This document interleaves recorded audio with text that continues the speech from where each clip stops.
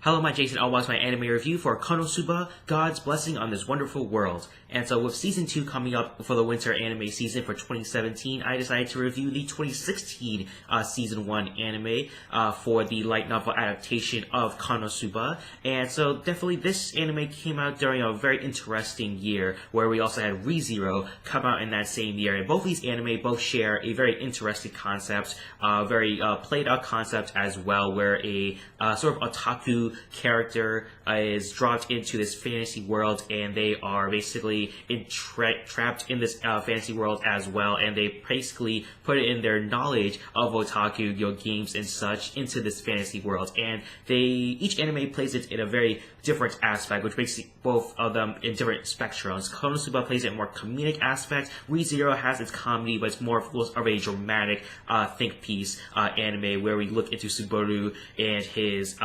decisions on what he does in each event in this world. And for this anime here, Kazuma, he basically lives in this world in a very more parody sort of sense here, more just parodying the fantasy light novel tropes that we typically see in these types of anime. However, the way they parody it hits it in some moments in the beginning. As the anime stretches along, it starts to get less funny, and that's really the weakness of this anime. Most of the jokes don't really hit you as hard as they do in the initial concept for this anime. And I think the big issue with that is that the main character, Kazuma, isn't really the most likable character. At least when we see ReZero, Subaru, he is sort of punished for his decisions in a very more cruel sort of way. I definitely have my issues with each of these anime, which is why I like both of them equally in that sort of way as well. But Subaru, he is punished for what he does. Kazuma doesn't really get punished for what he does and his antics and his very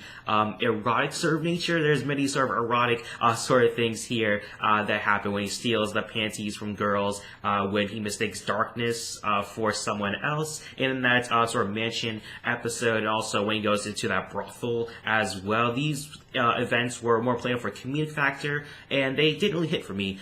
Sort of these things, I'm not a crude sort of person. I do enjoy, some fan service comedy, but the way they did it here wasn't really effective. It wasn't really that entertaining as well, because Kazuma isn't really the more likable character where you are rooting for him. You're not really rooting for Kazuma at all. You're kind of just disgusted by what his attitudes are, and you're not really seeing the repercussions of all of his antics and his attitudes.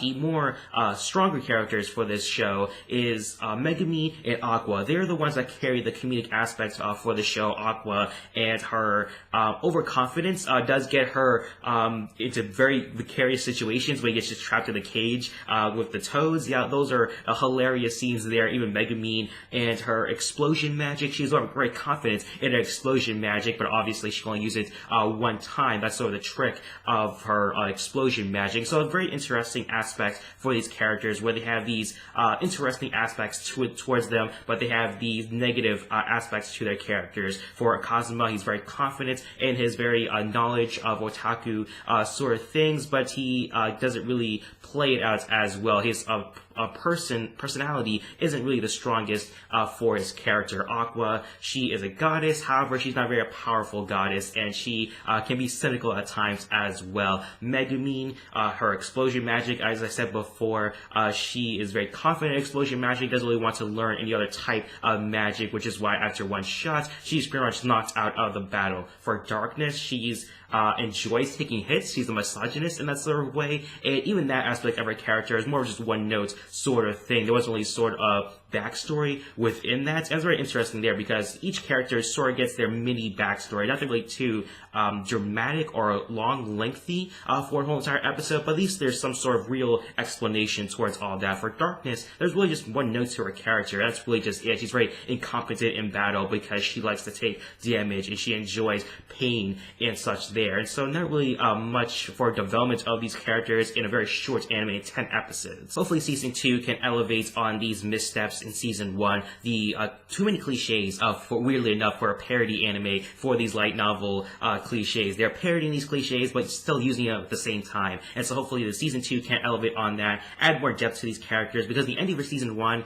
it was very interesting with the Headless Horseman, the Dullahan. I think that's who they're fighting against for the dark army, and so that was a really fun battle there. But for the ending of it, it didn't really feel satisfying. It didn't really feel like a complete sort of ending, just like another chapter within this whole entire world. And so that's how this anime does play itself, as a sitcom-y sort of anime. And so it can be effective at times, but there are a lot of times where it's sort of ineffective for the comedic aspects. But still, this is a great world to be in because of the animation. It's very fluid, very bouncy sort of animation as well, especially with the girls in this anime as well. But still, it does play it up as a very clear, concise world, and you're sort of understanding the aspects of the world that these characters are pretty much stuck in the beginning stages of this world instead of just advancing and leveling up. You know, it's very interesting how they play all that there. So hopefully season 2 can elevate those aspects of the positive aspects of the show, especially with Aqua and Megumin, the probably 2 best characters of this anime. And so for a rating, I'm giving this anime a 3.5 out of 5.